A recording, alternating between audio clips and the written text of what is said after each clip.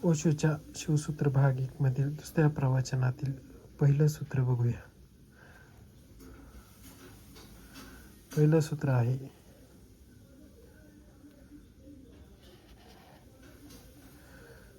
जागृती, स्वप्न आणि सुषुप्ती या तीनही अवस्था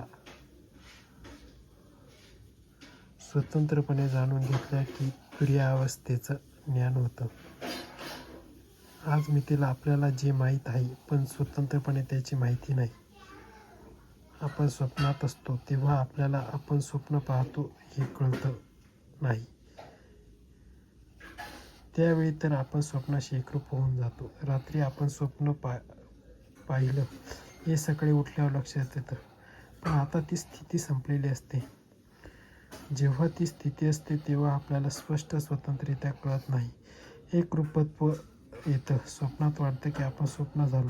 सकाळी उठल्यावर वाटतं की नाही, आता स्वप्न नाही, पण आपण जागेपणाशी एकरूप होतो.